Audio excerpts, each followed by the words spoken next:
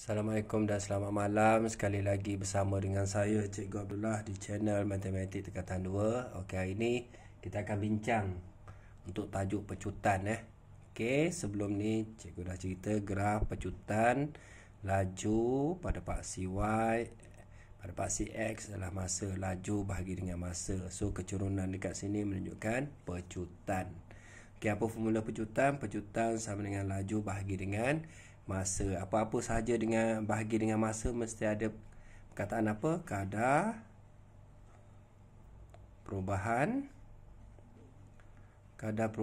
kita ambil yang atas, kadar perubahan laju. So kadar perubahan laju ni adalah pecutan. Okey, yang ni cikgu recall balik. Okey, kita bincang soalan hari ni. Cikgu nak discuss 5 soalan Okey, kalau sempat. Okey, soalan yang pertama, hitung pecutan. Okey, dia nak pecutan.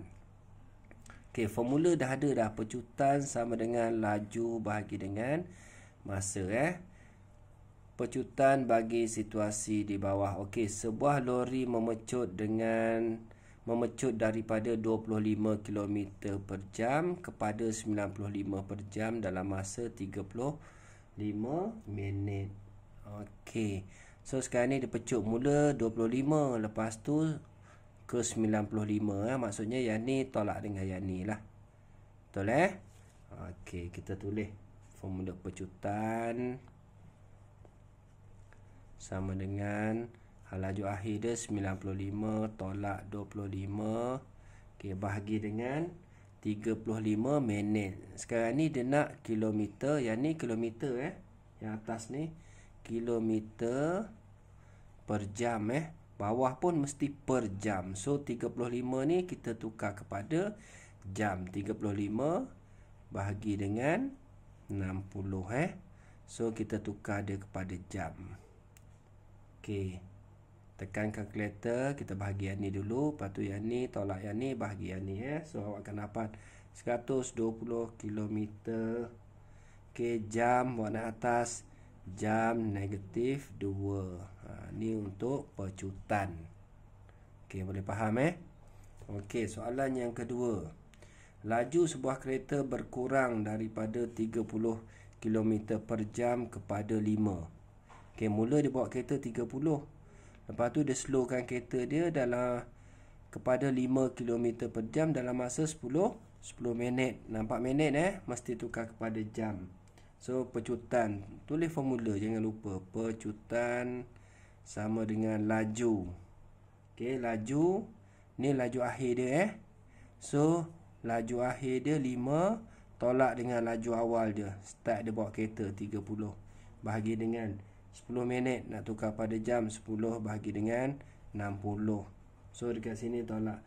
So 5 tolak 30. So ada negatif kat situ Okey, awak akan dapat, tekan kalkulator, 150 km per jam kilometer per jam. Yang ni kilometer jam nanti 1, yang ni jam warna atas, jam kuasa 2 Boleh? Mudah je. Okey, nampak ni. Mula dia bawa kereta 30, lepas tu dia slowkan kereta. So awak akan dapat pecutan dia negatif. Negatif ni menunjukkan nyah pecutan. Nyah pecutan Ingat bila dapat negatif, nyah pecutan. Okey, boleh? Okey, kita sambung. Soalan nombor 2. Okey. Cikgu Sanjay membawa kereta memandu kereta ke sekolah dengan kelajuan 60 km per jam. So dia bawa kereta 60 km per jam dalam masa 12 minit. Okey, lepas tu dia tingkatkan kelajuan kereta dia kepada 90 km per jam. Hitung pecutan. So macam mana kita nak kira? Formula dia pecutan. Okey, laju akhir dia berapa? 90 kan? So tolak dengan laju awal dia berapa? 60. Nampak kilometer per jam kilometer jam nanti 1 lah. Okey, bahagi dengan 12 minit. Nampak minit kat sini, tukar kepada jam. 12/60. So per jam kat situ jam bawa naik atas.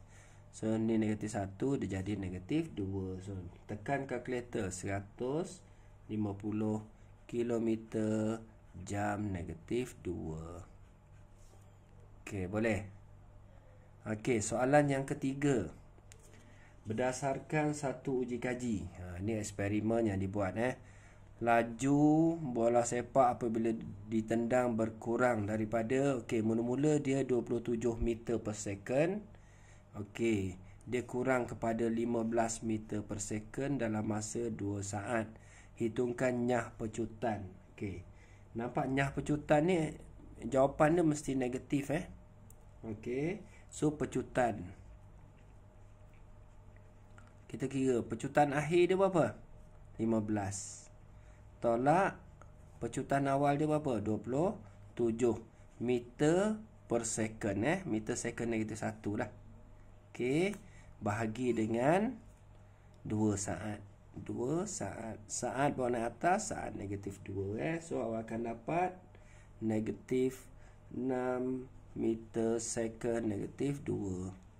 So soalan dia nak nyah pecutan. So bila kita tulis nyah pecutan, tak perlu tulis negatif 6 ms negatif 2. So settle jawapan dia.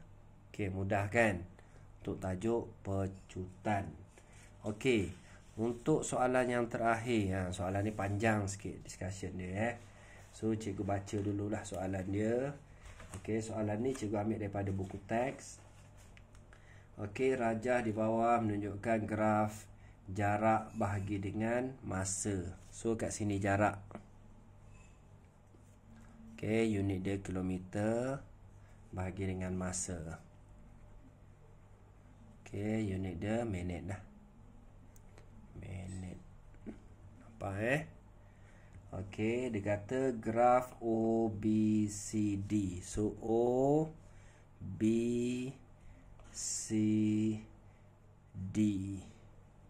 Graf yang ni OBCD mewakili perjalanan lori.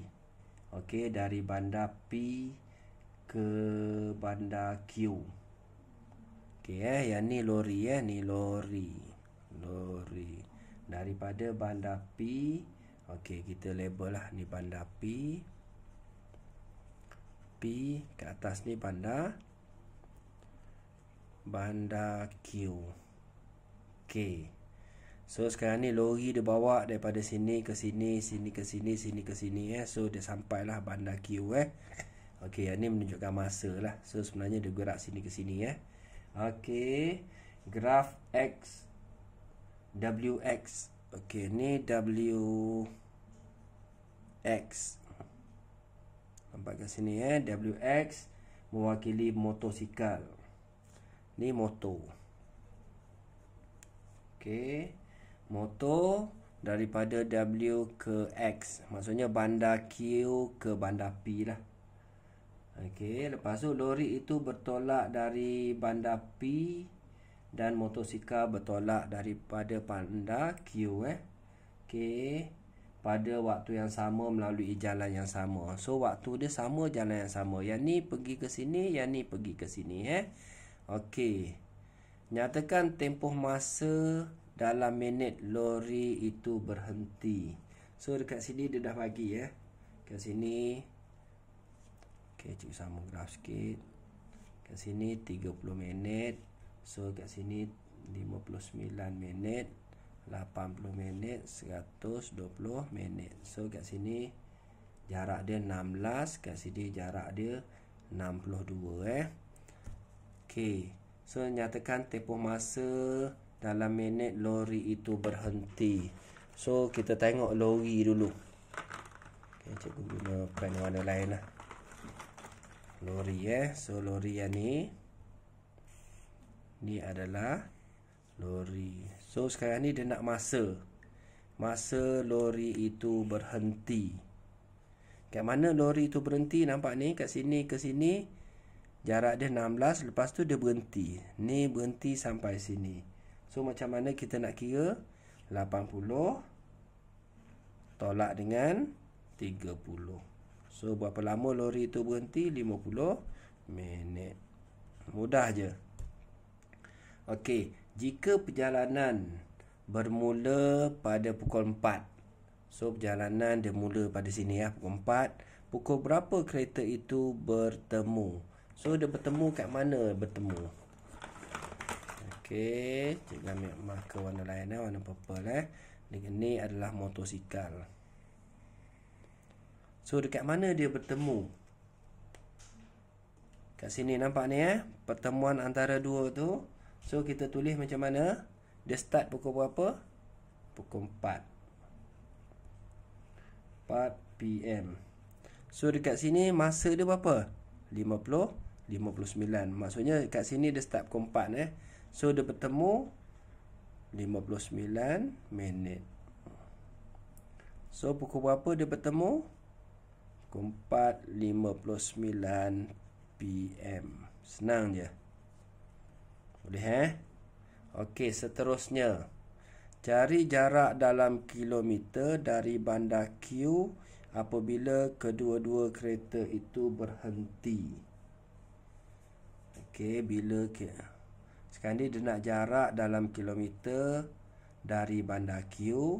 Bandar Q ni okey, apabila kedua-dua kenderaan bertemu. Macam mana kita nak kira? Kat mana dia bertemu? So kat sini dia bergerak daripada sini. So sampai sini dia berhenti, dia bertemu kat situ. Jarak dia 16. So dekat mana dia jumpa?